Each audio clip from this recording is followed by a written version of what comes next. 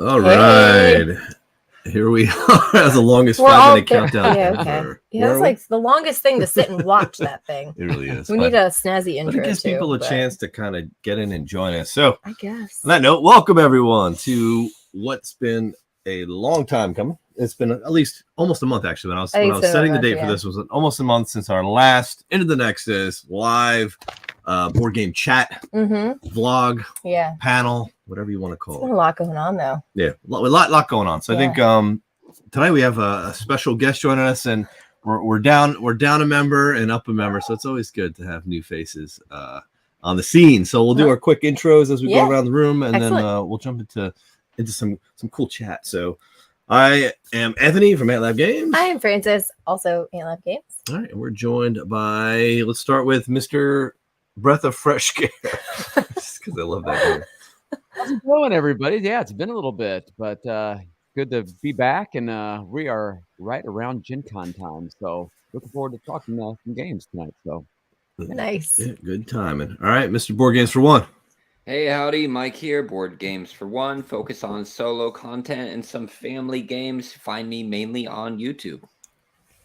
Board All right, and then finally our guest tonight. I'm Matthew Ryan of MB Born Games, and I apologize now. My dog decided to start barking. She hasn't barked all day, but decided to start barking now. So I might be muting my mic every now and then. So I apologize in advance for that. Sorry, dogs are welcome. It's all good, man. So we're fortunate to be able to grab Matthew on here. Matt and I have been chatting back and forth for a while now. We've covered some of his games in the past and present and future. So we work together very closely. So I'm glad you can make it tonight. So tonight's topic we thought most appropriately would be to cover GenCon, right? GenCon starts next Thursday, August 3rd. 2 weeks. Yeah. 2 weeks? 2 weeks. Oh, Not this one coming up, right? It is next week. Yeah, it is next week. I'm sorry. I'm a day. It's like the next one. Yeah, I was like, hold on. I just looked at the calendar and it looked like next week. It's been like a very fast-moving summer. Yes, it has. Yep.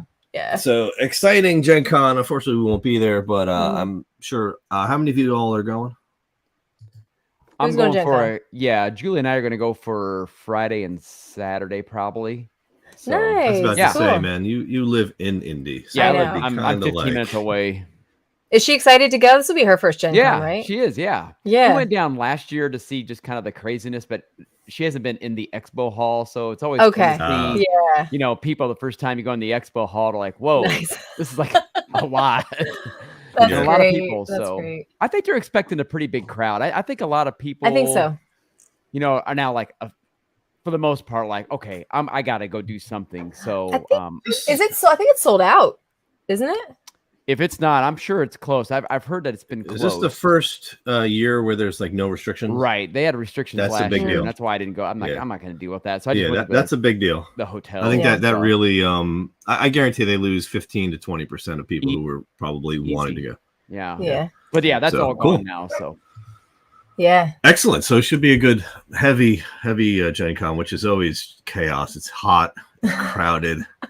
The smells. Anthony really sells it. The smells are there, whether it's hot or not hot. I just remember the one year they actually were giving out like those toiletry bags with like deodorant in them, and like on like day 2. Do you remember that? They need portable showers out there too. Yeah, it's kind of rough, man. I try not to walk around the expo hall with my mouth open. That's well, I mean, there's like you'll see it by Saturday. You'll see people. They're not supposed to, but they'll be sleeping in the hallways. Come on, man, just get to your hotel. He's just like hugging his games. Yeah, they're hugging their werewolf. People are barely awake. It's pretty funny, man. So I do miss it. Cool, as much as we rib on it. Maybe next year we might be able to get out. We'll see. If we're able to get the kids, watched, I think we can sneak away and do it. So what we could do is real quick before we jump in to start talking about all that is GenCon. Let's kind of go around the room and hear from everybody. And just what have you been up to? Like non-gaming, gaming, but not too much. Because if you want to talk about heavy, I know Matt, you're probably heavy into like what you're publishing, but we'll get to your stuff in a little bit. I think because there's definitely some stuff you want to talk about, even as it pertains to GenCon. I'm sure you're demoing. Yeah, just do a little around the room. Yeah, so I guess we'll go in the same order. So Garrett, what have you been up to? Well, besides a lot of work, actually, so like GenCon will probably be like my first gaming thing I've been to this summer. Now, tomorrow morning at 3 a.m., I'm leaving with my kids. We're going to Montana. I've never been to Montana. I got family. Where out in there, Montana are you going? Butte. Okay. Montana. No, Butte, Montana. I know like one place in Montana. So it is that's just not the north place. of Yellowstone, but we're not going to Yellowstone. We're going to do some other stuff around there. They got like Lewis and Clark cool. hike trails and stuff. Oh, that's cool. Yeah. Nice. So I'm gonna go do that, and we'll do that for a week, and then when I get back, then it'll be GenCon time. So that'll be my first. To do the Instagram must, where you have to bring out Lewis and Clark and play it on the truck. Right. Or Montana. Yeah, or Montana. Or Montana. Yeah, That's right. with the spinner. No, that was so bad. It was so terrible. That was like the first spinner I'd seen in a board game. He was just like, At an actual No. convention, I was like, is there really a spinner on this? Yeah, there was. And you know who put out what Fireball Island? Who put that out? Restoration Games, was it? Yeah, I saw like a couple. I just played the OG game yesterday. It's amazing. Oh, you did? Oh, wow. Yeah. I just saw where he put out like on Twitter a couple weeks ago. He wants to do a game with a spinner, and everybody's like, "Oh, okay." why don't we just do like the pop bubble while we're at it? Right? Yeah, I know exactly. So Yeah, like the Wheel in Life. That was probably Yeah. the best spinner. yeah, Oh man. Oh, Awesome. man. So, all right, cool, man. That sounds exciting. yeah, that'd be fun. How about you, Mike? For me, this time of year is busy for work. I'm a window cleaner by trade, work for myself. It's hot. It's North Carolina. People want their windows cleaned. So that's honestly that's taken up a lot of my time. But as far as board game wise, like with the channel, I'll be hosting a board game night at my game store next month. So that should be pretty fun. So it'll be Nice. kind Oh, of cool. part of the channel thing. And for the channel, I paused on releasing videos for about 2 weeks. And I'm trying something where I bulk record so I can kind of chill out and relax and then catch up and then release steadily after that. So kind of experimenting with Nice. that. That's cool. That's cool. Yeah. I wish I had that kind of discipline. Oh, I got some, funny. I'm doing the tourist thing because I have this is the time of the year that people come to visit, you know, the East Coast, the Outer Banks area and all that. So got to find some tourist things to show friends along with this week. So we'll see how that goes. Yeah. Cool, man. Right. Very cool. And Matt, what do you got? I've been working on a lot of board game stuff, which will probably. I have a very big announcement for my publishing company. I'm really excited to share. That's going to happen at GenCon. Awesome. But, cool. Oh. Outside of that, I recently shaved off my beard, so this has been an adjustment period for me. Did you shave it off this Good. morning? It looks good. Yesterday, basically. He shaved it for this live stream. Yeah, so I got to look real nice for the live stream. Nice. So I've been adjusting to that, and then I moved to Dallas recently, so I'm getting used to the like humid summers because I came from Vegas. wow. Where it's dry. Oh, yeah. Oh, right. Yeah. So now I'm getting to experience the 105 with humidity instead of the 105 that's dry. And those giant bugs. Have you seen those giant bugs yet? I've seen a lot of bugs since I've moved here. I'm not a big fan of all the different bugs there are, but you know, figuring it out. Oh Wow. my How gosh. do you like it overall, though? So far, I like it a lot. There's a lot of I go to a lot of like different breweries and venues, and there's a lot of cool places to hang out and check out. And people are really nice. So so far, I'm liking it. I've only been here for a few months, but it's Okay. good so Cool. far. That's really cool, man. Nice. I'm thinking Dallas. Where does Andrew? Didn't Andrew just move to Texas, Lowen? Andrew Lowen, I think he's in Texas now. Yeah, Oh, he's in Dallas. somewhere. I don't know where. I've met Is up he in with a few Austin? people I don't know. from the industry that are. I was going to say, I think in there are Dallas, industry or- people there. Yeah, there's Yeah. a bunch. I've met up with quite a few so far. So Yeah, that's cool. Yeah, it's weird Yeah. that there's these like hubs. Pockets. It seems like Yeah. where a bunch of people tend to live. Like I know Nashville. Nashville's one. Mhm. There's a lot down there. There's a lot of Um, designers here in Indy too. In Indy, yeah. Well, Mhm. Indy kind of makes sense, makes right? sense. Yeah. Yeah, that makes sense. Kinda Bunch in gravitate Florida. Yeah. That's Yeah, true. I think Florida. Van Ryder is Nashville. I think I just saw that. Mm. there. Yeah, so is Austin. Yeah, Austin's down there from Ivy and Yeah, because that's where their headquarters. yeah, is, Eagle obviously. Griffin has some people down there. So Yeah. yeah. Anyway, it's cool. Board games everywhere. Yeah. So all right, what do we have for us? Gosh, it Yeah. just hasn't Yeah. stopped. It just has. Well, not this stopped. could very well be one of the last videos from the studio. We're gonna. I know it's like you guys are just so tired of us moving studios, but we're like professional movers. We just like to move. Nomads. Every 2 years or so, 6 months, whatever. We just love to move. But no, we've had several studio changes over the last 8 years or whatever it's been. But just like lots of different life things, like we're moving, so that's the big thing, right? And even I think the agent for the buyer of the home that we just bought was the agent for the buyer of another home that we bought like 2 a couple houses years ago. And he's like, in the last what are you 5 doing? years. Like, you guys just love moving. Yeah. Like, well, it is what we it moved is, 3 but- times in the last 5 But years. we've had a lot of like life changes and stuff over the last 8 years too, and they've all been blessings. And we are where we are now, and we're super excited to be moving into the place where we're going next. Yep. So we're trying to get in there in the next week or two, and get sorted. So we have to put our studio, but it'll be a main floor studio versus it's always been in the basement. So we're always like kind of like we've always hit it. Like out it's of always the been way. like, oh, let's put the games somewhere where like nobody can see. Yeah, or basically that's what it's something. been like. And now it's gonna be front and center in our main floor. So when people come over, we can all get around the game table and play. And we have and we've got the table now from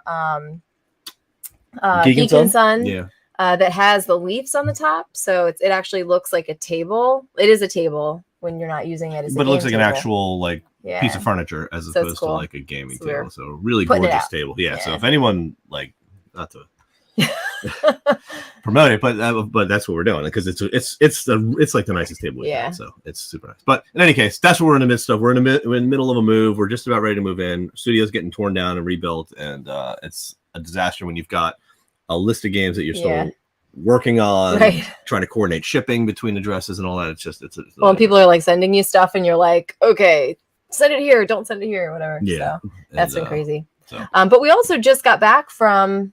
Oh yeah, let's touch on that real quick. Level That's Up board game related. Retreat, right? So that's board game related. Aside from just playing a bunch of stuff, and we'll talk about what we all been playing a little bit later, like always. But yeah, we went to. It was a crazy week. It's like I was away for work. I've been away a lot for work, my real job, and then I got back. We were like here for like a day, and then we left like that next day. Yeah. For like 3 or 4 days for Level Up Retreat. Yep. So that was in Connecticut. So Stamford, Connecticut. It was a small convention, a couple hundred people. I wouldn't even call it a convention. Yeah, it was more of like it was like a dice tower. It was like a DT Con type of thing where it really was more retreat like it was not just here's a library of games, play a bunch of stuff, meet a bunch of people. Yeah, hosted by Alex from Board Game Co. Yeah, I think it was actually Addicts Games, but Alex but he was kind of like the main kind of, headliner as far as content creators go. And he kind of like got a bunch of others to come. So there was a bunch of content creators there. Yeah. So it's good. We got to mingle. We don't normally get to do that. Yeah. So, but we had the kids in tow, so it ended up being a shorter trip than planned because I was just like, after spending half a day in the room with the kid in a hotel room, I'm just like, we would take shifts. I did upgrade us to the suite. Yeah. So at least we had like a 2-bedroom type situation, which was good. But yeah, we have a 1-year-old and she'll be 3 next week, a year old. And so traveling with them is, we tried it. But we worked. We carpooled with Brian from Game Brigade. Yes, we did. Brian. So he flew into Philly. We picked him up and drove to Connecticut with Brian. Hung out with Brian. So it was a really cool time with Brian. Like it was cool. We've known Brian for a long time. And it's good to finally we've known him for a while, and I think it's refreshing when like you meet people who you've met like online, and you're like, okay, like yes, they're like good people in real life. You know what I mean? Yeah, he's good people. So we had a great time with Brian. Super cool. And it's hard for him to get out here because he's in Idaho. And I don't know if you know on the map where Idaho is, but it's like legit next Montana. It's pretty much, it's like upper left corner of the country. And I'm just like, I had no idea it was that. I always thought it was like the Midwest. Yeah, it's like but then it's when you like start next to California that's wild. like Oregon, Washington. It's like right up there. And I'm like, man, that's like well, and like he had to fly into. Where did he have to fly to? Like Minneapolis or somewhere else in order to fly to. He was going to go to New York, but he ended up flying to Philly. It was Denver, or something like that. I don't know. Anyway, he definitely had a journey. Trying to think if we had played anything new there, but I don't think we really. We did. Well, I did. I played Fabled, which is I think we're actually releasing a GenCon. It is, but and we'll be covering that later on the channel soon on the channel. And then I think we played, like we demoed for people, like played and taught Stone Spine Architects independently to like everybody, because we were there separately, like we were doing shifts watching the kids, and when we reconvened, we're like, oh yeah, I taught that too. Yeah, because people wanted to play it, and it was a big hit actually. Yeah, because we had covered it on a video, so we knew the rules, and nobody else knew how to play. So I'm like, all right, I guess I'll teach it. But it's cool. It was great. Good time. Yeah, it was fun. It was definitely. I would do it again. Yeah, I would definitely do it again. So if you're in the Northeast and you're looking for sort of like one of those like family and friends sort of kind of convention type things, definitely, check it out next year, because we had a lot of fun. Yeah, it's mostly just playing games. There's nothing there to buy, just playing. Yeah. All right, let's switching gears to things to buy. Yeah, talking about games to buy. Yeah, let's go on to GenCon. So I hope you all brought some games you want to talk about, exciting stuff. We're gonna go in reverse order this time, but I guess we'll all just throw a game out there and we'll just keep going until we run out of games to talk about or get too tired. So sounds good. So Matt, why don't you kick us off with one game you're excited for?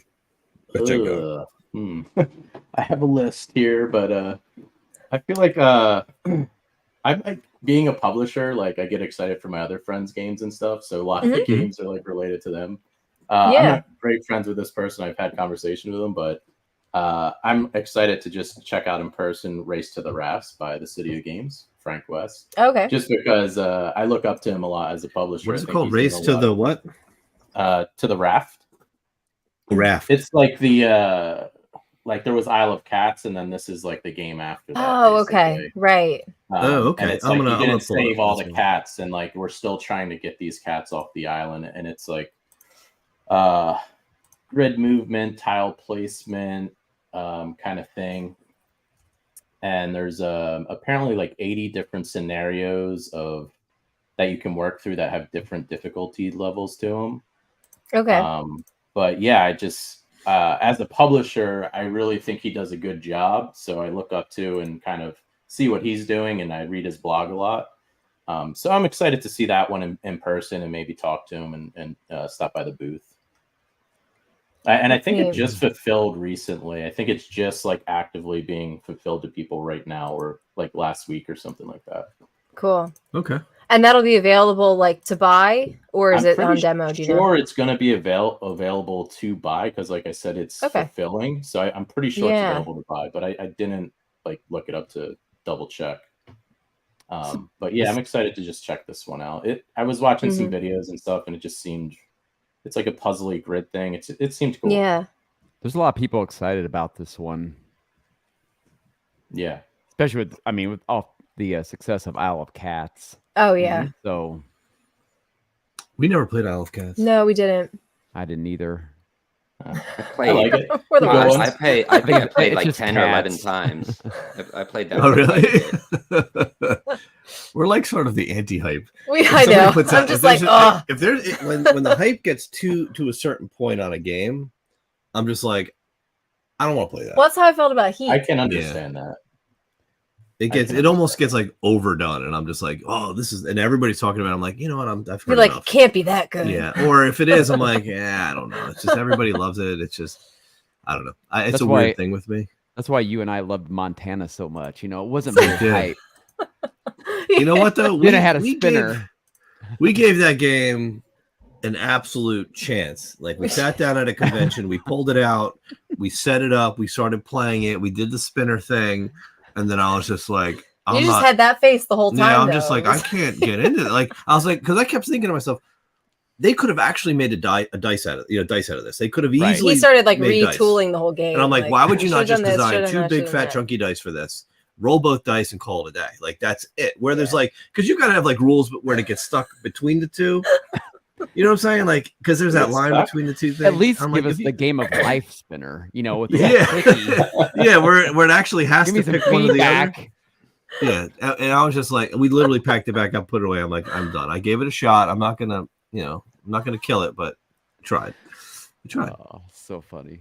Yep. All right, cool. That's awesome. The first one. Mike, what about you? What you got? Well, there is a game that's going to be there. I don't know if it's going to be available for purchase yet, and some of you might recognize it, but I'm looking forward to getting a first look at it. Oh, look at this guy. By Who What's that? who publishes that game? NV What Born is that? Games. Oh, I heard he's Sirens. pretty cool. And Yeah. I haven't opened it yet, but I'm looking forward to getting into that this week. So it's a face-off between I'm probably not the one that should describe it, but it's a face-off No, go ahead. between Tell me sirens, about and they're this trying game. to I'm interested. lure sailors to their death. And it drew my attention because there's some storytelling going on, and that draws my attention. Plus, there's something where you lay out songs and then you scan an app and it plays the song. So just looking forward to seeing how that works. So I'm going to put that as my first one that I'm looking forward to that will be at GenCon. Awesome. So that will be released at GenCon, Matt? No, it's actually, I'll have it in the first exposure playtest hall. And then I'm actually doing a demo session out of another friend's booth on Thursday. And I'll be doing a Kickstarter release later this year, probably mid to late September, basically. So, okay. But yeah, still getting some feedback. It's pretty final, but we can still make changes. So it's like a last kind of like, here's the game, and let's see what people think about it in person. Mm-hmm. Not too many. I'm just excited to see like the notes and everything out, and I plan on not using the app and just playing it myself. That would be awesome. I'm like, this is cool. See, you were explaining this to us like last year, I think at PAX, and I was like, I can't wait. It looks That's so when cool. I was like super early. I was like, I know. about this game. Yeah. But yeah, that developing an app is something I haven't done before, and it's been quite the headache. So I'm hoping I can pull it off. The progress on it.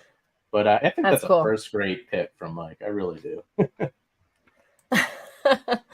Awesome. Cool, man. We're looking forward to that one for sure. All right, Gare. All right, my first game. My first game is World Wonders by Arcane Wonder. Two of my games, by the way, are, we were getting really good at box covers and making it. I got two games on here. This is one. The box is like what?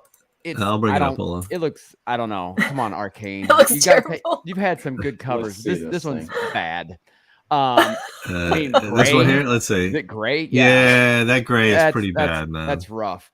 But the like game World Wonders. There's three big polyomino games. I'm kind of tired of polyomino, but this one does look good.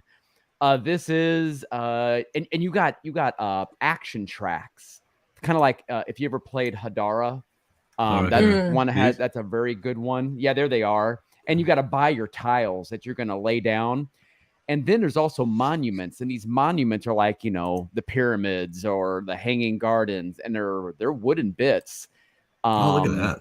Yeah. Cool. And the like bridge, aqueduct. Yeah, aqueducts and stuff like that. Obelisk. Yeah, this looks nice. There's like the polyominoes you're putting down are like temples and markets and stuff like that. So it almost also kind of has a little of a Santa Maria feel to me, the way you did, because it's got to go by roads. And remember in Santa Maria, your polyominoes, you want to follow roads and stuff because that, you get more points and stuff. So there's like these little bits from other games, but it looks like it plays fast. And this one just looks really, really good. I put it on here because they're supposed to have copies. I don't know how many they're going to have. I mean, I'm going on Friday. I'm sure a lot of stuff will be out, but I'm kind of hoping maybe a couple will still be there, and I'll do a mad dash to go grab one of those. But this one looks pretty good. I'm kind of excited about this one. It does look good, man. Do you know how the scoring works? Yeah. Like, are you scoring based? Assuming you're scoring based on placement, but yeah. So there's cards that show up like for when you do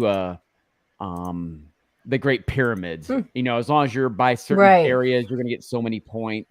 There's a population track on there.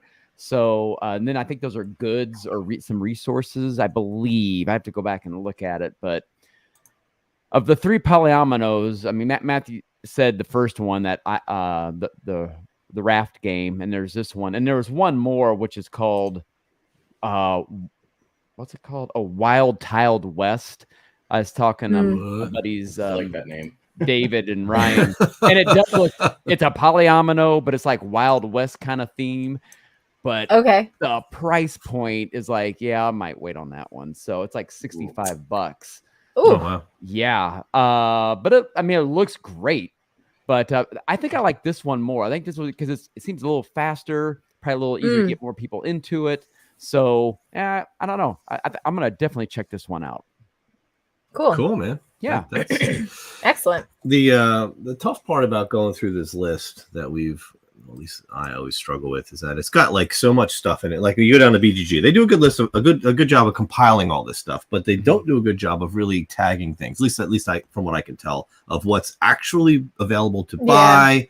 Because they have stuff in that list that's already released that you can go to the store and get. They've got stuff in that list that you can go. Of the things that's just demos. Yeah. Or a lot of it's just demo, right? So you kind of get excited. And this has happened to us historically. We always go to BGG, we'd look and be like, oh, I'm excited, I want to go get this game. And then you realize that it's actually not releasing. They're demoing it there, and then you get there and you're very sad. So like it's this whole roller coaster of emotion. So what I'm hoping is that I pick some stuff that's actually gonna be released there.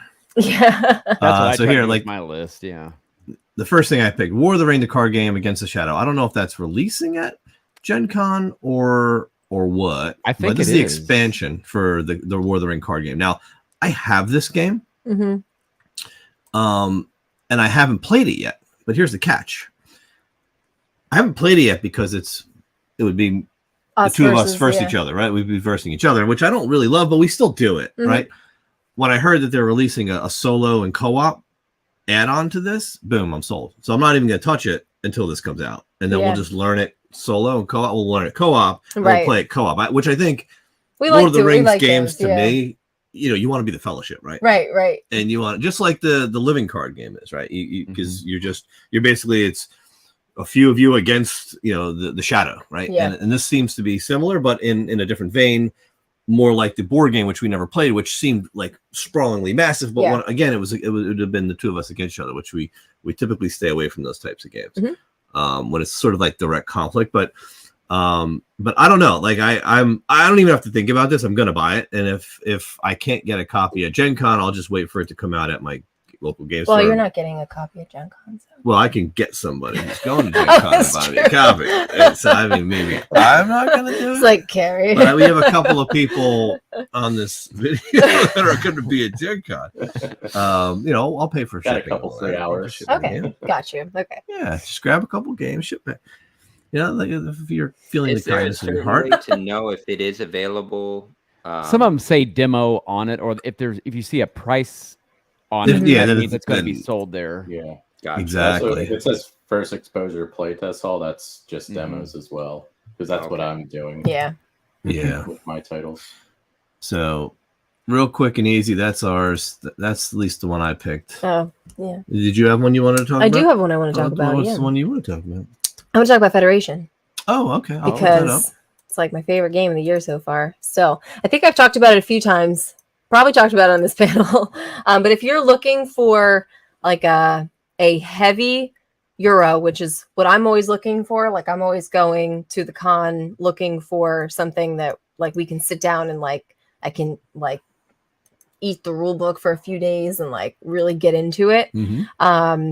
Then this is one you definitely want to check out. And I don't feel like it was hyped very much. Yeah. And based on like the cover art and all of that, it's probably one I would have passed on for this particular niche. Like I wouldn't have gone to this and been like, oh, that's going to be a great heavy worker placement. I probably would have been like, well, that's going to be like a midweight space game where, maybe we're zooming around space trying to fill contracts or something. But this thing is heavy.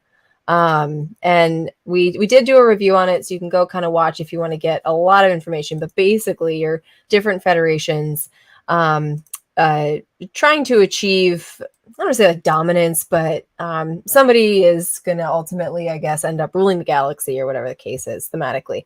But you kind of have like I think it's like 5 or so little areas of the board where they're like different planets or different planetary systems or something that you go to, and they all have a different mechanic and they're all different scoring.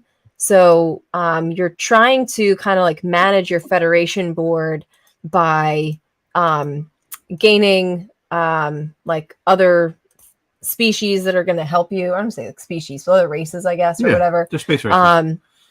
To help you out to do other things that you need to do to get points doing things over here. So there's a lot of like how do I get done what I need to get done, because I'm so limited in what I'm able to do. It is action selection, and again, the action selection is limited because you have this zone in the middle of the board where you will be selecting your actions for the game, and it's split into two sides. And at the end of the round, you're going to be voting on some kind of scoring card, which is like I forget what they call it, but thematically you're voting on a. They call what it. is it called? It's the right and left wing policies. Right, it's like a policy. Yeah, you're But voting on essentially, those policies. it's a scoring opportunity. So you want to have majority in a certain section of the board, either the right or the left, based on the actions that you're taking. So you're thinking about a lot, even when you're putting. It's not as easy as like, I'm just going to put this out because I need to take this action. You're thinking, I'm going to put this out because I need to take this action, but in what area of the board am I supporting, and in what column am I supporting? Because you also want to work on these projects that are associated with the columns where the actions are located. So just the like picking your move is really, really mentally like taxing. And then also thinking about everything else you need to do to balance your federation's diplomatic relations around the board at the different locations is just the kind of brain burner that I love. So I was really surprised by this one when we played it way earlier in the year, and it still remains like one of my favorite games to bring out and play.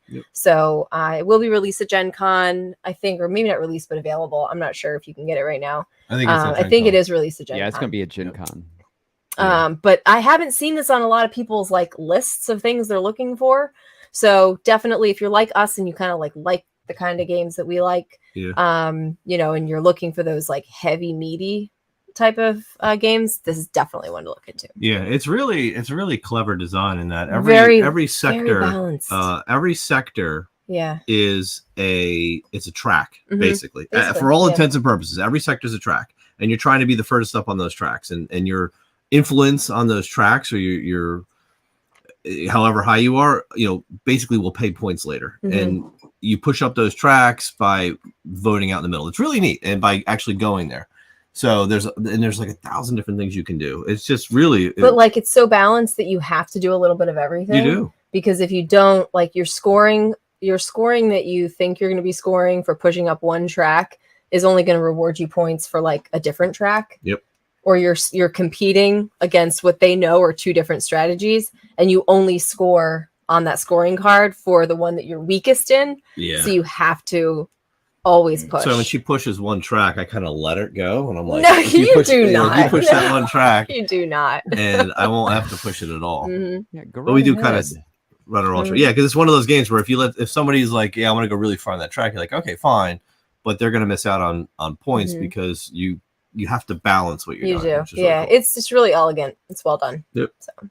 All right. So back to Matt. What you got, man? That cover was giving me like Star Wars Senate vibes with like where they're all voting. It does. It's very much. Yeah. I think Fifth Element when I see the cover of that box. Yeah, that's I could see that. That opera singer scene. That's what. Yeah, that's what I was thinking though when I saw the cover. I guess my next game would be Lunar Rush by Dead Alive Games. My friend is the publisher of that company, Bernie Lynn. And I got to play it in like a few, like last year in different like proto-spiel rooms where he was still developing it.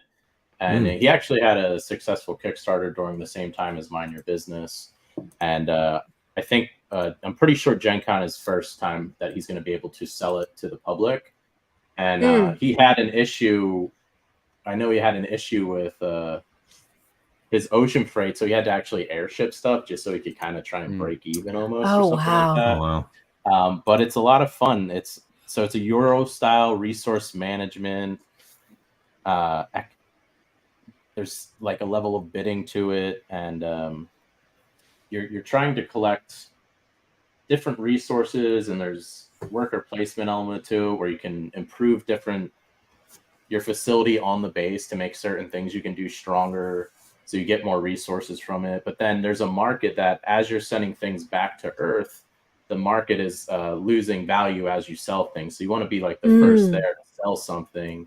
And then there's things that kind of reset the value of it and things like that.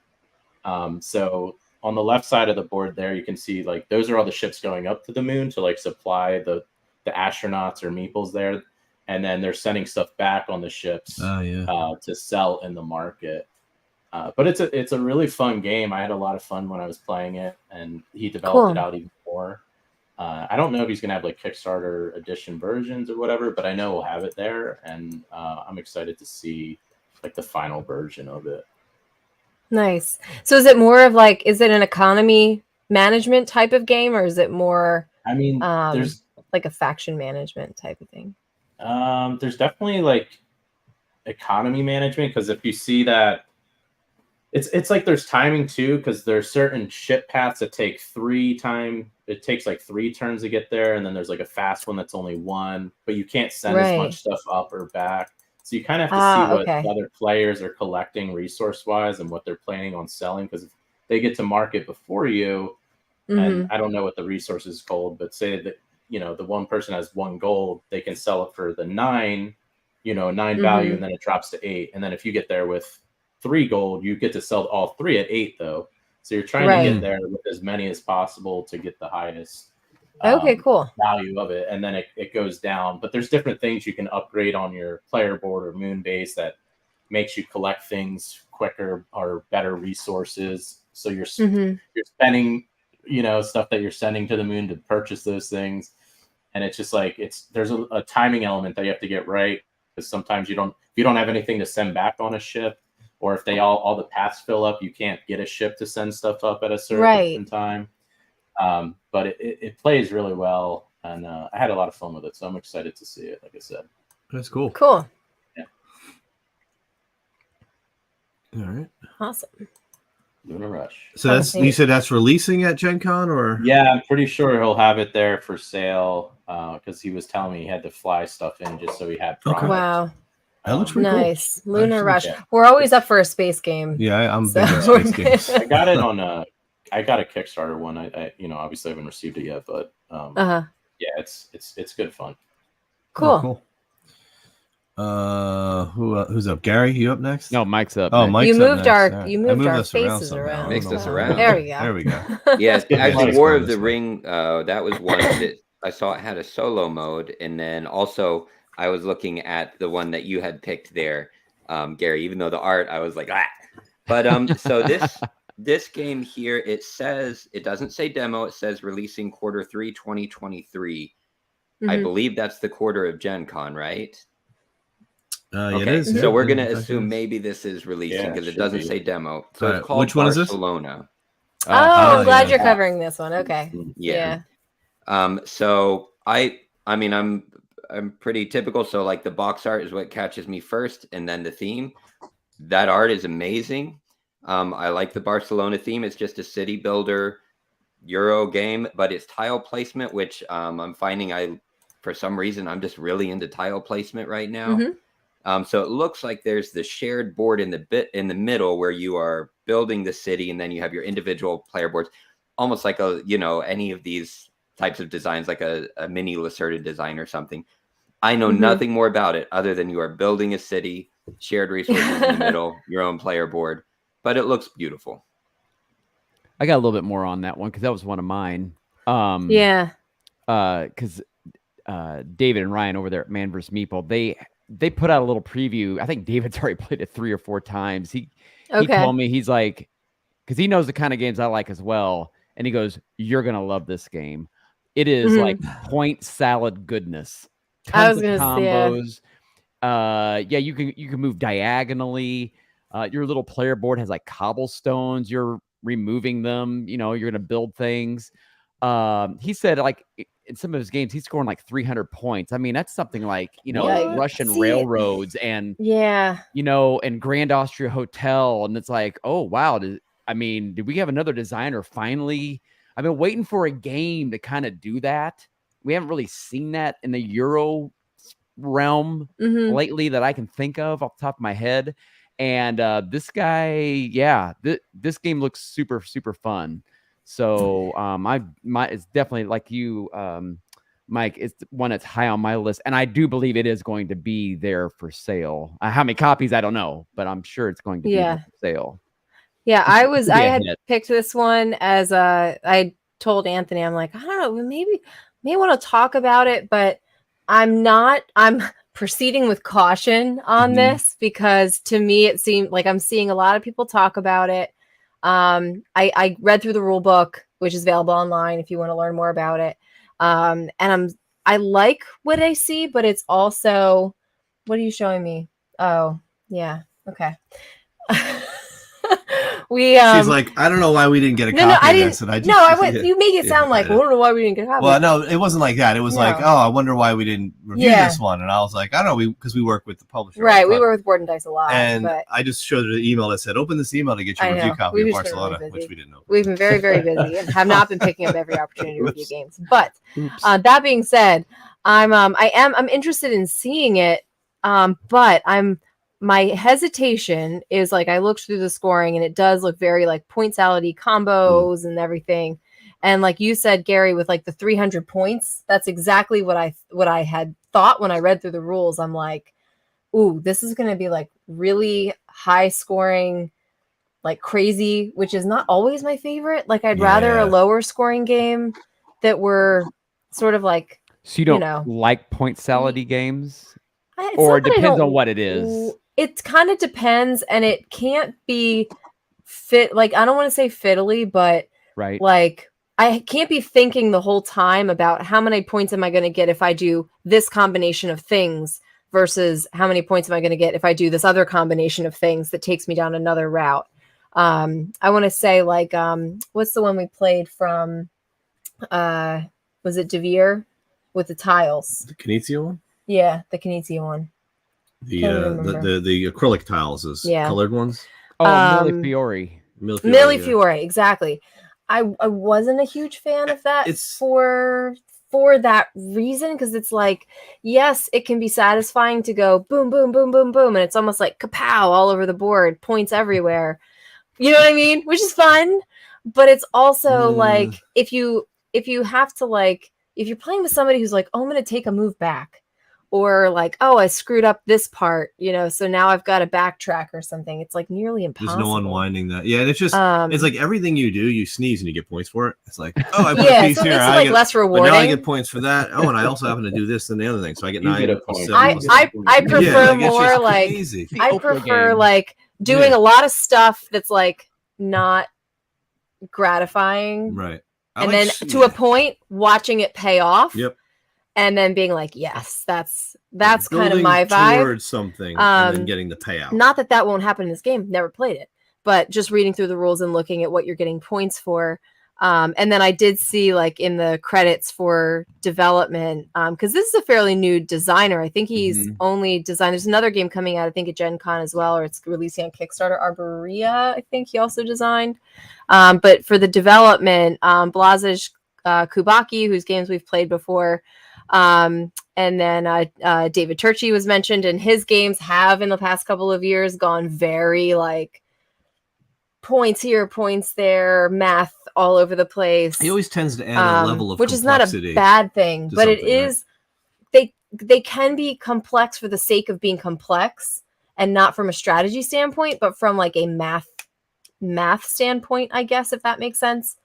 So that's I don't know. Lacerda's like his complexity is complexity. It's probably just me and my brain and how my brain. Yeah, there's different types of complexities, right? Complexity with Lacerda is the challenge of having to do something with no resources, and he makes you figure out how to get those resources. That's the toughest part, right? And you've got to do one thing to do another thing to do another thing in order to get that one resource because it's the one you need, and you just can't get it any other way. Whereas you've got like these other designers who almost have to do a lot of math versus figuring it out, right? And it's, instead of that kind of deduction, it's just like, okay, how much math can I do if I go here and I get points for this, or do I go here and get points for that? Because that's worth 3 more points if I do it this way.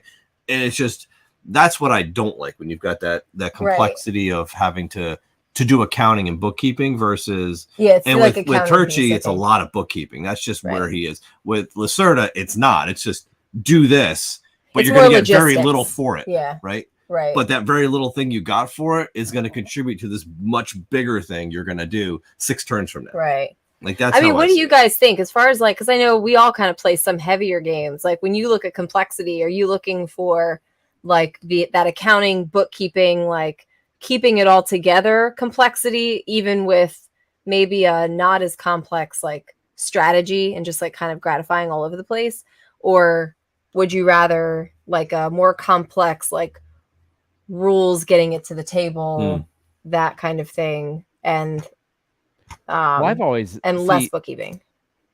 Like I enjoy point salad because part of the thing with Yeah. point salad, so like with Russian Railroad, I can't stand playing games and the score tops will be like 40 to 50 or 30 because somebody's gonna be sitting there mathing everybody's out because it's not that many. Somebody, Right. like, and they're doing that. You play Russian Railroads. I don't got time to sit there and count up all your hundreds of points or your hundreds of points. I'm just going. I'm going as hard as I can. I'm gonna try to get the best combo, and then we'll see where we are, see what the damage is at the end of the game. So that's kind of how I am with some of these point salad games. So when I heard something like that about Barcelona, like that piques my interest. I kind of like that. So yeah, I'll play with you, Mike. There you go. I want to play it. I'm not saying I'm problem is- hating I know you it. will. I I'm want just to play kidding. it. I'm just teasing. Here's the thing, though. I have not played many point salad games, so I really can't give an opinion on it. It doesn't, and that's probably because it doesn't appeal to me. So maybe I would like it, but I avoid them. I didn't even realize it until you brought it up. I avoid them because the idea of point salad totally doesn't appeal. Give me a few objectives with one payoff in the end, and I'm very happy. Yep, we're with you on that. Yeah, but I still want to play it with you, Gary. All right. I still want to play it. No, Francis. I think that it's I definitely like you've got opportunities to like, you have like your tokens that'll give you points and it gives you a little bit of direction about how you build your city. What I really liked about this one was the theme because I was a Spanish major in college along with my poli-sci stuff, and I like the language and literature, and I've been to Barcelona, so like there's this whole like Sagrada Familia track there that you're also tracking, so I know a lot about like the architecture and all of that, which is exciting. So I do like the theme. I just don't want to raise my expectations super high just because don't want to be let down with this. And quick question, Dick, just to help me understand it. So would you consider Grand Austria Hotel, would that lean into point salad? For me, it kind of does a little. I mean, it's nothing like Russian Railroads, but I don't personally. I don't feel that way. Okay, you could have a lot of combos. combos. As far as I've gone, yeah, that's probably as far as I've gone that way. There's good combos in Grand Austria Hotel that I like. So all right, yeah. Why am I still big? Why am I still big? Oh my goodness! I'm tired of looking at my Gary likes a nice crunchy point salad. I do. I really do. I do like that. All right, so here's my next game. I'll just go ahead with my second worst cover, and this is coming from Renegade Games. And Renegade, you've had great covers. Just pull it up. Yeah. It is a successor to Search for Planet X, which had a great cover, by the way, and was a fun game. This is called The Lost Species. Oh, interesting. The Lost Species. So instead of searching for a planet, you're looking for animals that are going extinct. Cool. And you can't play this solo, which is you said? And it's, I'm sorry? It's called The Search for Lost Species. Search for Lost Species. I'm sorry. Yeah, The Search for Lost Species. This looks like they pulled up Mac Paint. Wow, dude. I need to see it. Sorry, I'm dying to see this. I'm bringing it up. I had to pull it up. Did Friedman Freeze with? Did you see his fancy feathers cover? I mean, what is that? What is that? Okay. I can literally see the cutout, like they took that little loopy lasso thing and went around. Oh, and even some of the cards are like rough. But you know what? This is a solid system. I really do like it. And this kind of appeals to me a little bit more than the Search for Planet X. It's not so bad. It's just different. Yeah. Yeah. And the board layout is a little bit different, but it plays, I think, 1 to 3 or something. But it's a deduction game. You can play it solo, which is nice. So that's interesting. Cool. That's neat. Yeah. So this is probably one. So it's a deduction game. Yes. Did you guys play Search for Planet X? We not, and actually, it has been recommended. It's been recommended to us several times. Yeah, and we haven't been able to find it. That's been the Yeah. issue. it's a So little. if anybody tough has a to copy, find. you want to let us borrow. I'll look at Gen Con for you. Thanks. But yeah, whoo, that cover, whoo, that's rough. Yeah, But, that was pretty bad. That cover yeah. chased me away. I mean, look at Yeah. that thing. What is that thing right there in the middle? I don't know, Look man. that This up. is just It's I'm rainforest gonna expert. see that in my dreams obviously. tonight. yeah, it's a rainforest expert. Your nightmares. It's amazing. Yeah. I think I would enjoy it. Wow, that's pretty nice. I like Yeah, the the boat. components look good. Yeah, Yeah, I yeah, just think that's the cool. cover, probably That's the really art sharp, is man. like, Yeah. That's nice. The art on the boards are really the good. graphics. The graphics. Maybe it's look nice, reverse yeah. psychology. They're going for the worst cover because they real talk about it, right? So Yeah, this is Maybe. real photographs Maybe. of people. I don't know. I don't think they're real photographs. know. The more you look I at think it, it's just it's almost like they took Like, I real hope not. pictures and then applied a filter to it. Yes. That's what Yeah, it is. I that's bet you what this they is a real did. photo, and they Yeah. applied that like animation filter Yeah. to it, where it But makes it's like it look AI drawn, art. but it's not. it's, Well, it's like- yeah. It's like AI not art. quite right. You know Have what an I extra mean? hand or two if it's AI art, you know. Right. Third Well, that's eye. the thing, right? If you're able to acquire a bunch of like just stock photo images of the rainforest Mhm. for a game for free, and then you just put a filter on them to make it look like they're drawn, bang, you've just done all the art assets for Yeah. your game without having to pay an artist to do it. Right. Like, you could do it. Crazy. That prime Cool. cover. Good pick. Yeah, that cover is like they're like, that's the picture we want. We want that guy right on the Right cover. there. This is it. That is a breath of fresh. Oh man. So look, hey, I'm interested. I like that. Yeah, I would definitely check that out. So Allie says that Search for Planet X. So do you own it, Summer Allie? Tales, and it's amazing. No, I'm interested in the sequel. Hmm. There you go. We'll keep our eye out for it. Yeah, I think we do. It's one of the ones I always look for, but never can find. You know what? Dan over at Game Boy Geek, I think a couple months ago, kind of did a rules on that too, so you can kind of see a little bit more of how that Okay. game plays. Yeah. Cool. All right. Cool. We're up. So let's. We're up. I Are think you so, sure? right? Yep. Aren't You we? guys are up. Yeah, because Oh, Gary's okay. normally down here, so Oh, we're yeah, there doing we this In the circle. clockwise. All right, Yeah, what so- you got?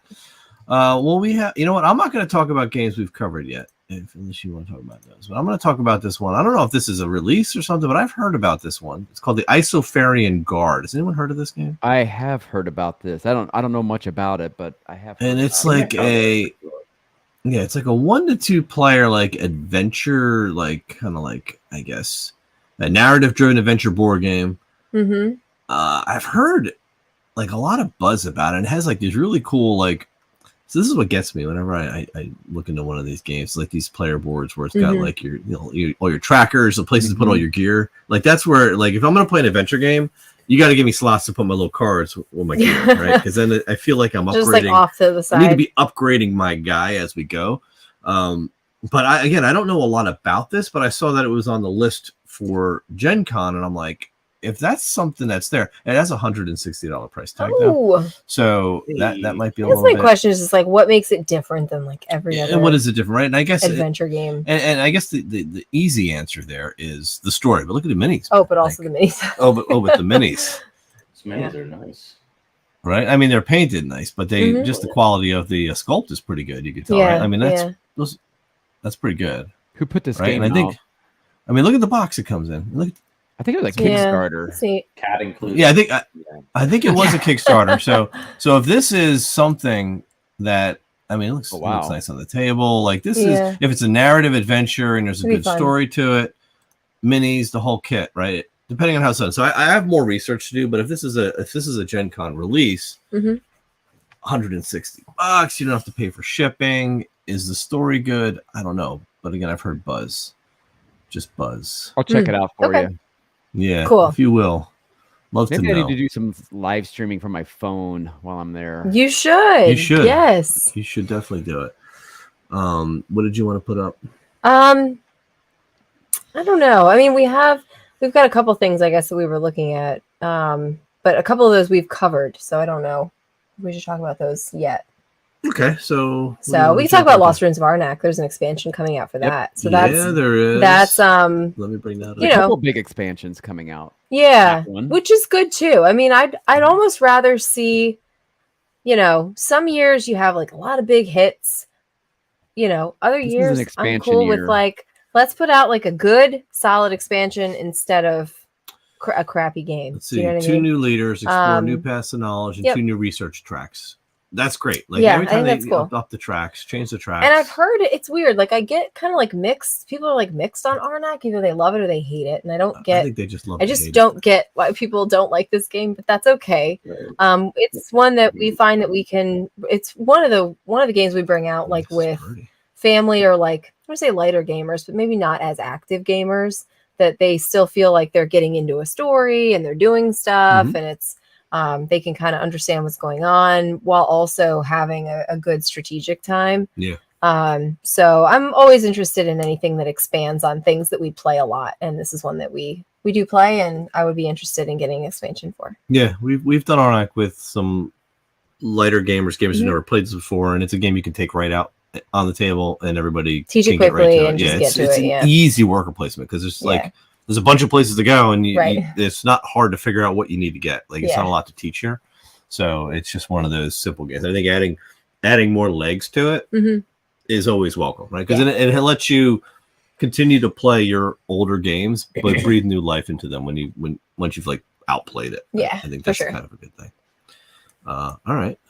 I think the hate kind of comes from you got the Arnak people, and you have the Dune Imperium people. Yeah. Oh, I don't know. I came out at the same time. They're maybe kind of similar. I feel like they're. I don't know. All I know is they hit the same. They Imperium. scratch the same itch for people, but some people are either going to go to the Dune Imperium or they go to the Arnak. Which is funny because we actually had this exact conversation / argument with Brian this last weekend because he's a Dune guy and we are Arnak people. Yeah. And Anthony was just like getting his goat the whole time about his. I was like, the Dune graphic game. design on Dune Imperium is like lame. Like the whole board looks lame. And he's just like, it looks like a prototype for one, right? It's just very basic. It's about as basic as you can get. And I'm just pushing a bunch of troops into the one box. Okay. And then we roll and whoever has the most troops wins that box. Okay. I get points.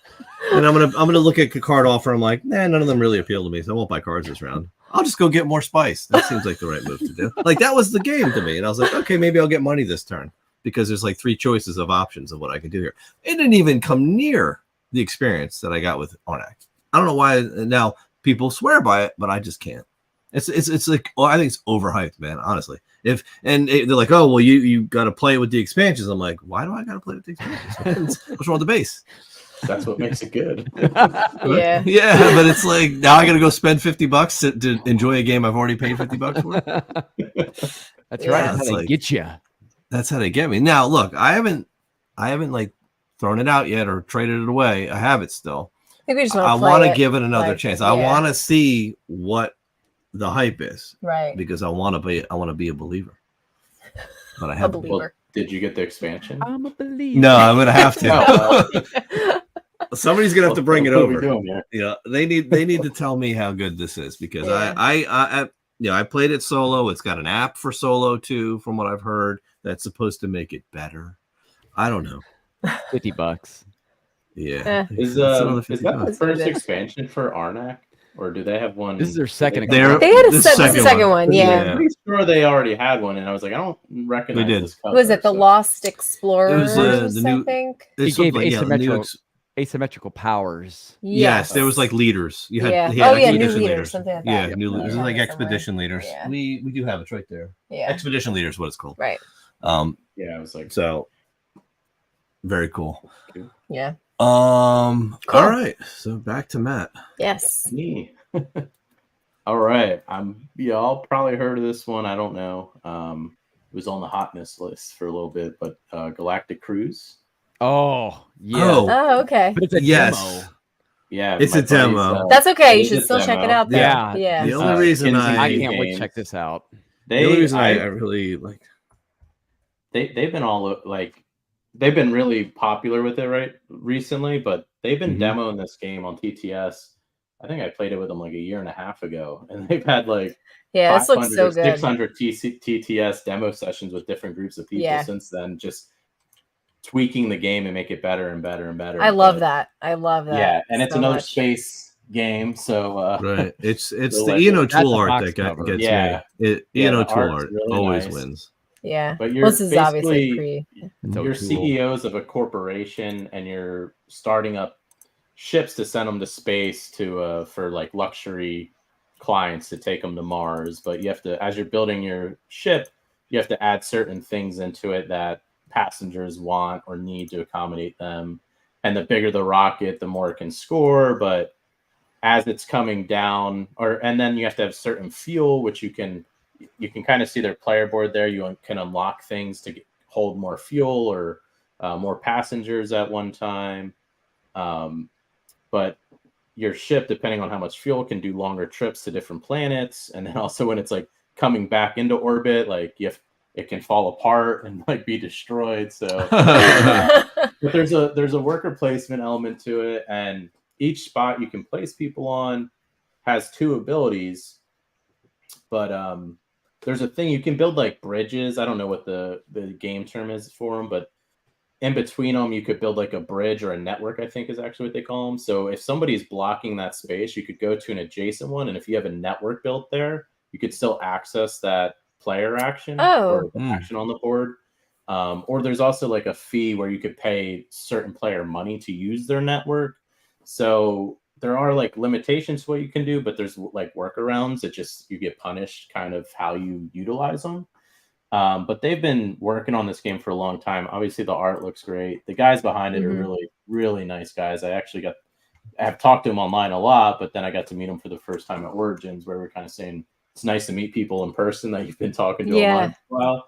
And they were really genuine and nice dudes. So I think whenever it does launch, it's going to have a huge impact, like on Kickstarter, wherever they launch it. Right. And, I've already seen publishers and different manufacturers like approaching them, so I think they're going to be all right. Awesome. But I definitely keep my eye out for this one. But yeah, I think it's first exposure to playtest hall as well, so you can't buy it yet. Yeah, Okay. I'm like really looking forward to that. That's like right up your alley. Yeah, I would definitely like this one. He's all about like building a spaceship and then like Flying making around. it re-entering it I love into it. Earth's atmosphere. So Yeah, that's definitely going to be for you. Not quite the level of leaving Earth here, but that one you actually have to like calculate mass when you send up rockets. It's wow, that's a mathy game. That I think I got you that game off of Gary's recommendation. Yeah, actually, Liftoff. Yeah, Liftoff. Oh, that was yeah. Liftoff. Oh, No, that I was was talking Liftoff, about Leaving okay. Earth. You ever played Leaving Earth? Earth is crazy. Yeah, That's where you actually like Played that. have to send ships out to like outer orbit, the moon or Mars, and you have to calculate the trip out and then back. And send astronauts out, and if they die when they're out, they have to have certain protections from radiation. It's like really thinky. Sounds heavy. But it's like actual rocket science in a board game. It is, but it's it is. It's heavy. It's really it's a really good game. My brain hurts already. It's a card game. Yeah, but it's like you have to do a lot of math because of the boosters and stuff. It's crazy, but it's a good game. That's awesome. Excellent. Cool. Yeah, that I'm definitely into that one. I just wish that we were a little bit Cruise. closer. Yeah. To seeing that. Yeah, I believe it'll be big when it launches. Oh yeah, for sure. Yeah, for sure. Let's see. We're all twisted up again. So now we're Mikey. This one, I'm a little disappointed. I thought Hamlet by the Lake would be releasing, so I read up on that one, but that's not till 2024. Oh, okay. So, yeah, so that would have been cool. So the next one, let me know. So it says release date Q3 2023. It also says demo. So do you want me to talk about that one or pick the next? Yeah, talk about it anyway. Yeah. Yeah, Okay. talk about it. All right, so this is Ascendancy. And this one I'm approaching with some serious caution because they are doing everything.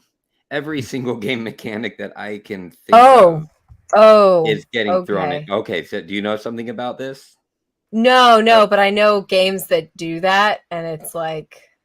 And I'm a little it's something we've talked about a lot, yeah. But so what appealed to me at first is I got so excited when I played my father's work. I want to see more of that. It's basic worker placement just done with, a story campaign. So I saw that there's this whole thing where you're doing worker placement and you're also building your family. You can build it generationally. And then and it's got a solo mode, which is nice. And then I kept looking and it says, like rock, paper, scissor based JRPG side style combat. What is that? I don't know. No one does. There's a lot of no idea. cards on this player, Matt. Secret objectives, I love it. Hidden roles, I love it. Family vendettas, I love it. But can all these things come together? I don't think so. But if they do it, I'm going to be in love like no one's business. If they pull this off, I will be so crazy about this game. So I have to try it. I mean, it looks pretty. Yeah. It looks pretty, neat. but that also concerns me. Sometimes I like a game to look pretty, but sometimes if too much effort goes into that and they throw in too many, there are so many mechanics going on here. Yeah. I mean, choose your own adventure style narrative structure. It's called a 4X game. It's what it is. What's happening?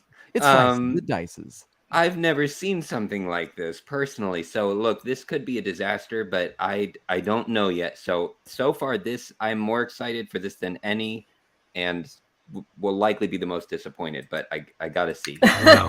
Yeah. That's cool. Neat. Man, that looks interesting. Yeah. I can't find a rule book on it or anything, so I don't know. That's intentional. Okay. Probably not done. Yeah, so that's all to say on that one. Have fun.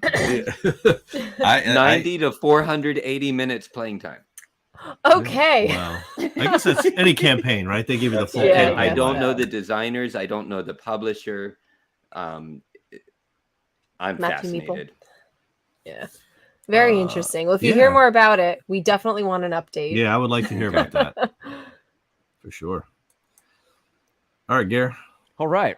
I just real quick on expansions. We have to go through these, but two other expansions I'm excited about is the Revive expansion should be there, which is called Call of the Abyss, and also the Iki expansion.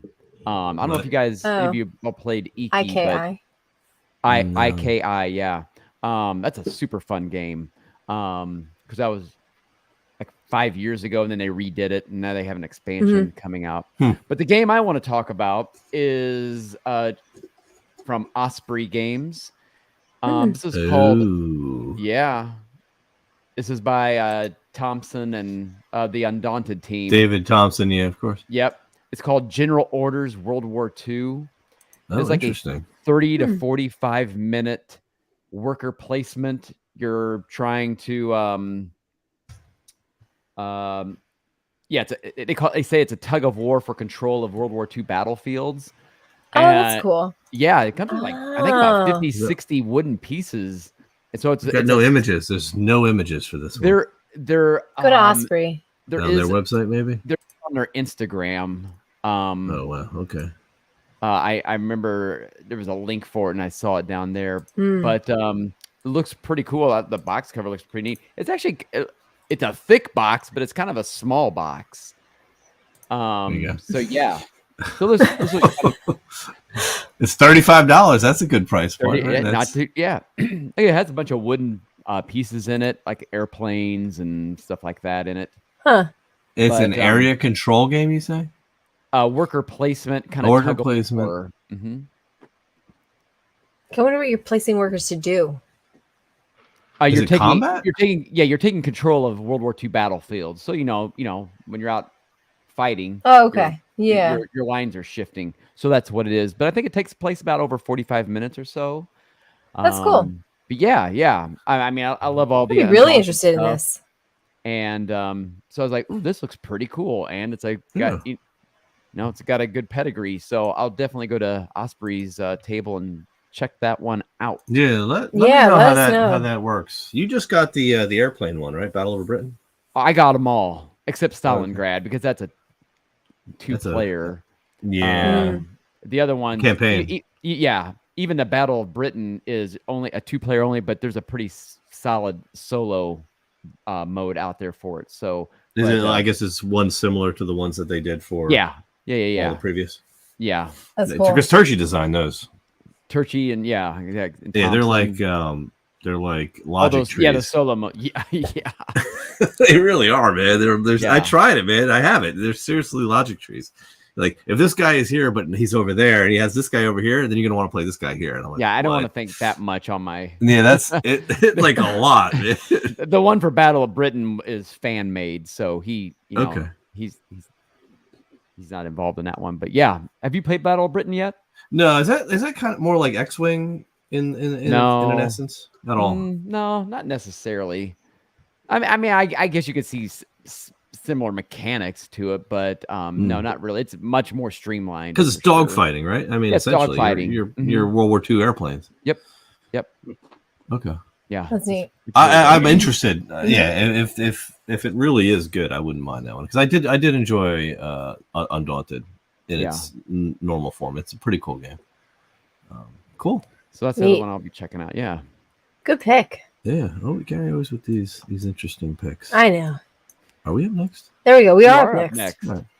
What do you want to talk about? I mean, we'll just give honorable mention to two games that we had already covered on our channel, so we don't even have And to then really if go into them. Anybody else wants to talk about it, so you can. Three Ring Circus, we did a video for Uh-huh. Devere. Yep, launching GenCon. GenCon, fun game if you like Mhm. circus.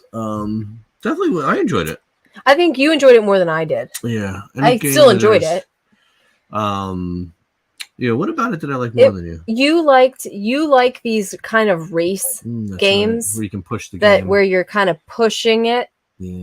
What I liked about it was that it was balanced enough that it didn't feel like you could kind of like you couldn't take it away and rush the whole thing. Like where like in something like Maracaibo, for example, you always like race around the board and end it. Yeah. Before I have a time, I'm like stopping at every port, you know. Yeah, But I this just was skipped, like, similar 6 where it's ports. like you kind of, but I mean, I guess that's what you do if you're a traveling circus, right? You're like, we're going to hit this area, then we're going to hit this area, then we're going to hit this area. And like, you kind of forget about the ones you've already scored. Mhm. And you don't really go back there unless you're trying to secure something for your own goals. Yeah.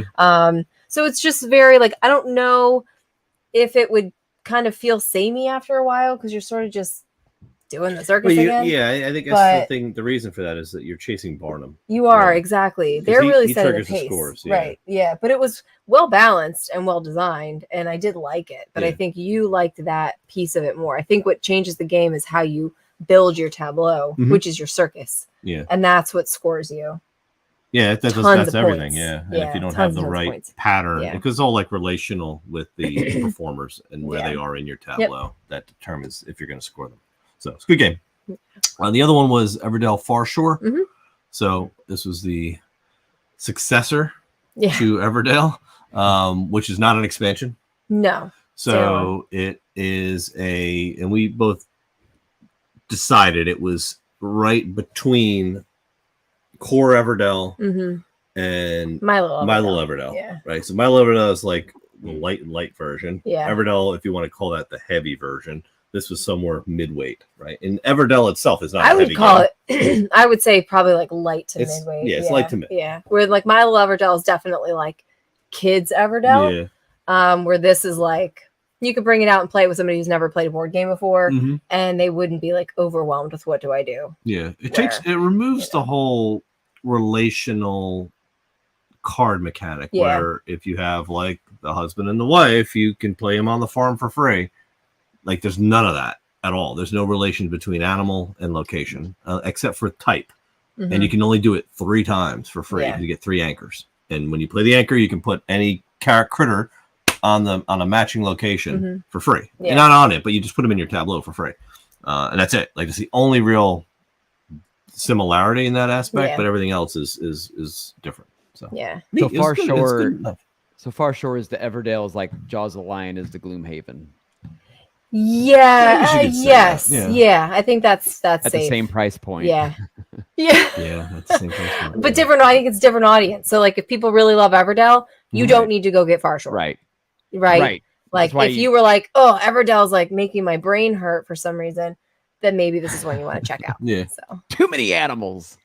yeah, Yeah. too many critters, anthropomorphic I think, characters. like, I for can't me, do I it. think it'll be good because I've played Everdell the base game. I've never played the expansions. Not that I wouldn't want to, but I'm not invested Mhm. enough that Hmm. a reset wouldn't be a big deal to me. Right. Yeah. Yeah. Cool. Yeah. So it was good. So those are the two little honorable mentions. two honorable mentions that we had. And what is this one? Oh, this is one that I know nothing about this game, but I just pulled it up because I thought it might be fun. Okay. So I'll talk about this is our last one. And it's called Sky Team. Yeah. Actually kind of had that on my honorable mention.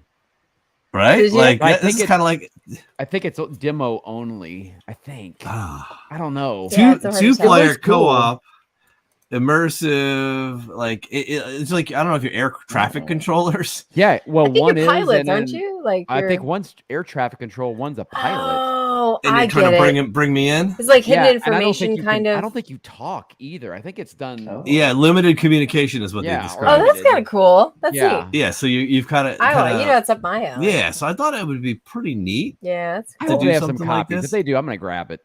Yeah, this would be worth trying, right? I thought Yeah. it looked cool. Art was nice on it. And yeah, look at like they've got little shields up, so Yeah.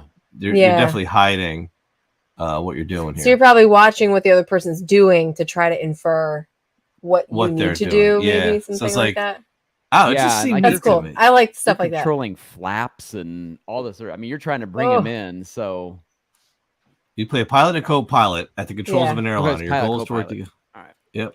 To land your plane, you need to silently assign your dice to the correct spaces in your cockpit to balance the axis of your plane, control the speed, deploy flaps, extend landing gear.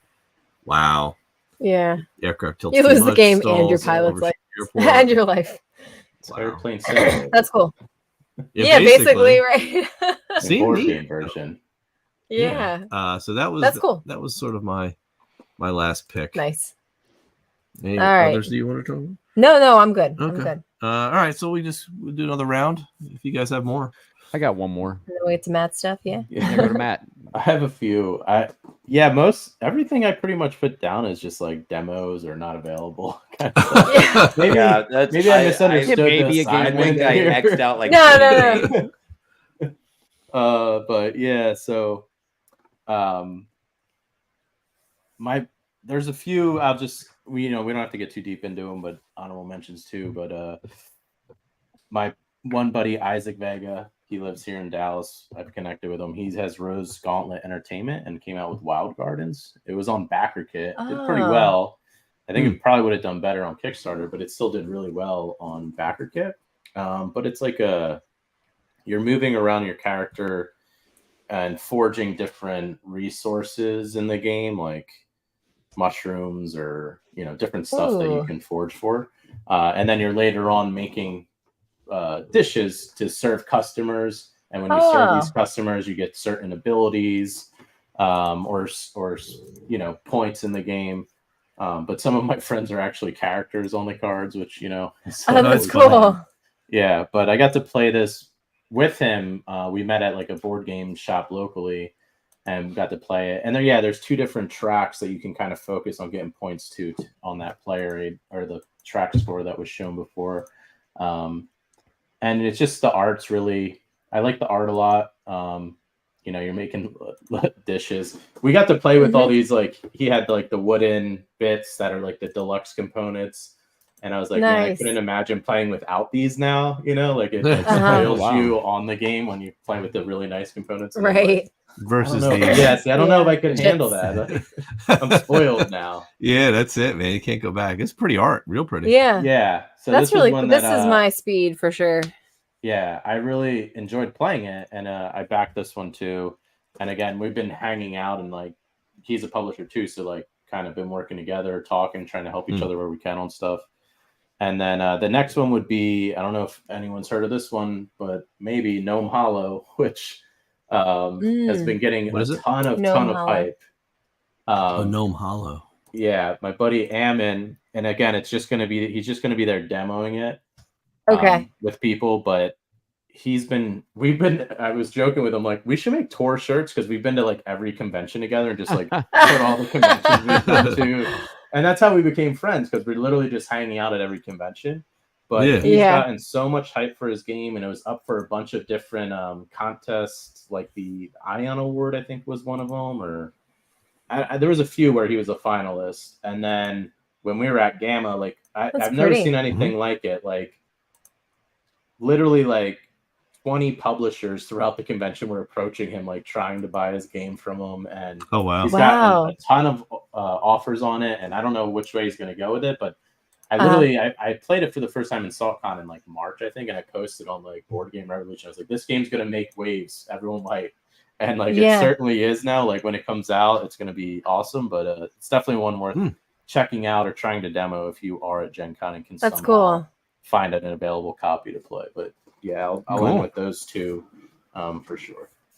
Awesome. That looks man. really pretty. Really cool. I like how the flowers, like, well, you took it off the screen already. Like, I'm wondering how the scoring works with the tile placement, because it looks like the flowers maybe like are different colors. So there's a few different routes for scoring that you can go, and unlocking all the flowers is like one of those routes to score more. That's points. neat. Yeah. There's a few different paths you can go and very cool to win the game.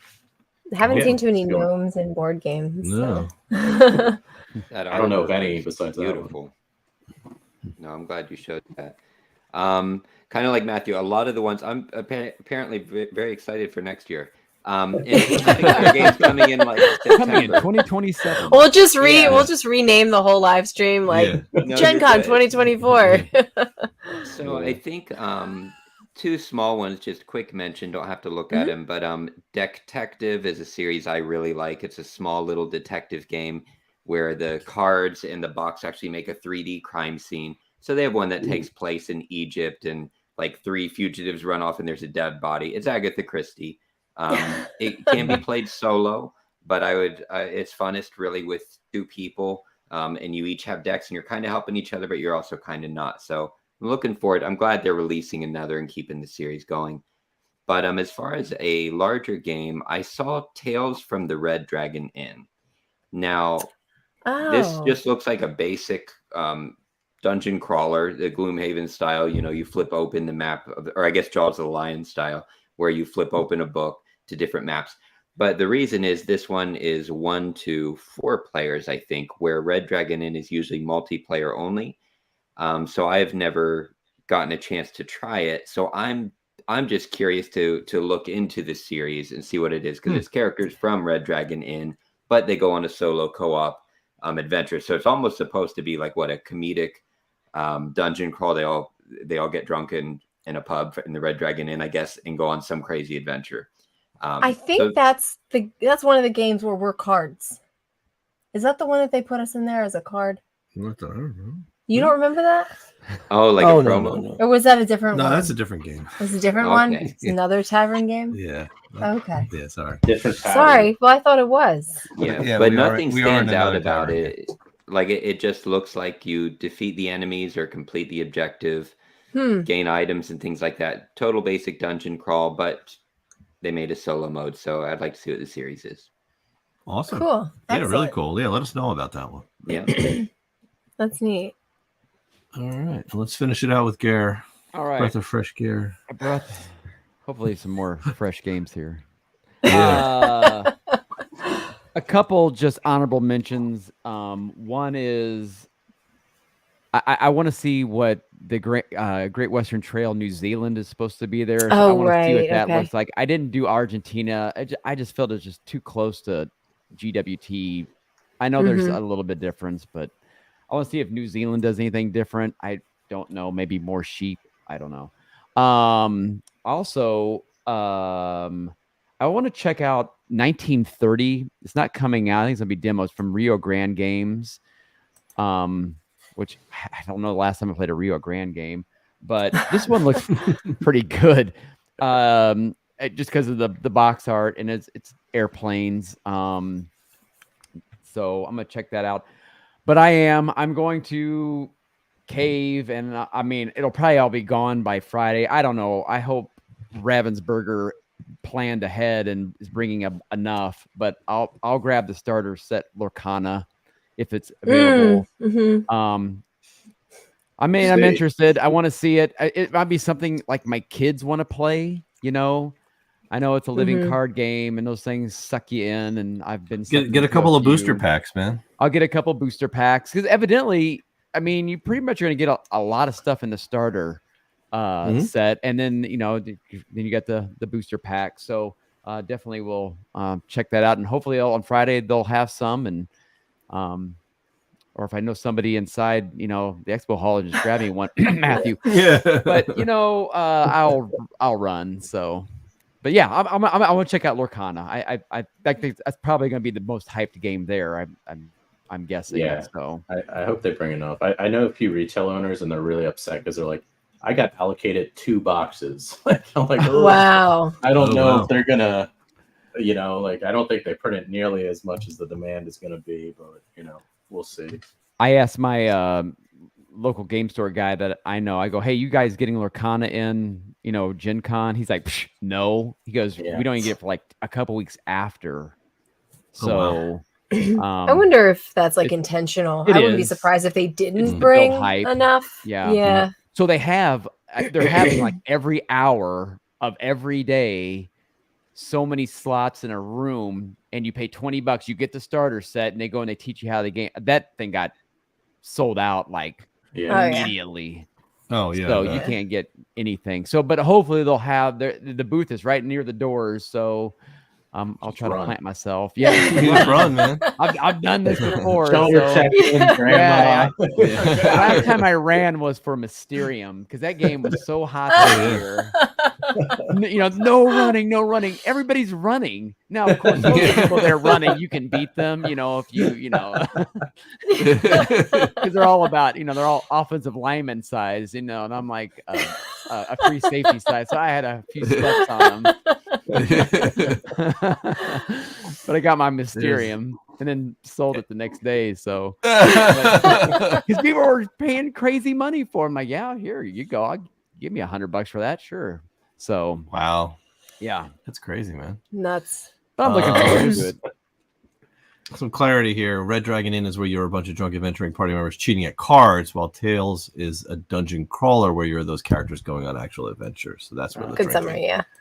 So interesting. Also, with your 1930 Legendary Encounters Matrix is coming out. That's interesting.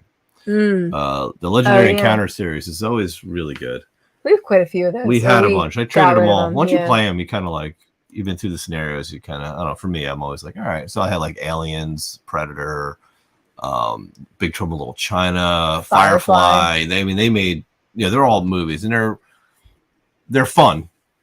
They're scenario driven. You build it's a deck builder basically, but you're just going through the scenarios and you have objectives, and it's a really good game if you're soloing because you can just set them up and just play through them. But I just like the theme, and I'm just curious how the art will come out in the Matrix one. But cool. Otherwise, I think that's about it, right? Yeah. It's time for Matt. Matt. Did Matt finish? Matt already went. Oh, I thought he was going to talk about his games. Yeah. Did you want to talk about any games? I want to hear what you're doing, Matt. Yeah. Mike's got them all. There you go. There you go. I have I'm working on a tiny game series right now, and it's going to be launched. I'll be your Vanna White. The pre-launch page is I sent out a bunch of stuff. It has a little sleeves that could store all 3 of them. It's so cute. That's cool. I need to get art on this, obviously, still, but they all have something. They're all a different theme with different mechanisms, and they all have something really unique. Like the Sirens games has the app that when you're done playing, you can take a picture and it will play the song back to you that you created. Defrag has a nostalgic Windows 95 look to it, and also there's a scenario manual in it with 40 different scenarios that kind of scale or give you different setups and stuff like that. And then in 16 Candies, it's more of like a family game, a younger audience to get kids excited about games. But basically, we start with a health pool of 16, but your health pool is supposed to be actual candy that you have to eat while you're playing the game. So if you're losing, you're getting to eat some treats, and it doesn't feel as bad when you're losing. But it's a really light game. And then I actually, on the cover, I put my dog there, Quinn. Nice. But yeah, that's I'll be showing Sirens at GenCon just because it's really cool to see people when they see the musical aspect. It kind of like blows their mind a little bit. So I'm showing that off, and then I have another one in the works called Kalahari, but that's probably like a 2024 release. So yeah, I guess it makes sense to talk about it here since that's what all the other games. Yeah. Yeah, everybody else is talking about it. Yeah. Yeah, just have the pre-launch page up for the series, and the idea is to do a series like keep doing a 3-game series of mini games moving forward. So That's if cool. anyone That's awesome, man. watching has tiny games that they want to pitch to somebody, I'm actively seeking games for the next series. But they have to fit in a very tiny box. As you see, this really isn't. I love that. A 3x5. Yeah, it's small. So Yeah. 3x5 disc. That's awesome. Size of a floppy Awesome, disk. man. A lot of exciting stuff coming for you, man. yeah, there's my We're little excited. pitch. Thanks for that. Appreciate Let it. me show you the 1995. I know it's not finished. I know it's a prototype, but I just want to show you the 1995. If you grew up in the 90s with a computer, Yeah. Oh, I That's had one. awesome. That's Yeah. a Mac SE. Yeah. Awesome. Yeah, it is. That's so cool. All right, so we're about at time. Want to thank everybody for coming on tonight. Really great having you, Matt. Thanks for having me. Always love to, and you're always welcome on this panel. So we'll pitch out an invite if you can make it. Jump in, and we'll just If you're not, you're always in the chat. yeah, you are. So if you're in the chat anyway, and you might as well I just like jump in. jumping in when I can, for sure. Yeah, absolutely. Yeah, and I think at some point, as we get more and more people, because believe it or not, I've been reached out to by a number of folks, content creators and such that have voiced interest in joining the panels, periodically. And it's pretty funny because I'm like, wow, you watch it? That's cool. Yeah, you're welcome. Yeah, like we'll take anybody who wants to jump in. It's always awesome to see like how many people watch these. So we thank you all for watching this and like just being part of our discussion that we have here, because it's kind of cool, like just friends chatting about games. So it's neat that so many people are interested in it. Yeah, it's just good. Want to be part of it. Yep, exactly. So for those of you going to GenCon, have a blast. Let us know what you pick up. We'd love to hear all the cool games you got before everybody else. We'll do a debrief at the next show. So we'll do a recap when you guys definitely. We can do while we're there. There's always drama, so maybe we'll hear about drama or something. Yeah, I can't wait. Oh yeah, always. All right, folks, have a great night. Thanks for coming. All right, see you next we'll see you time. guys. Bye. See you, everyone.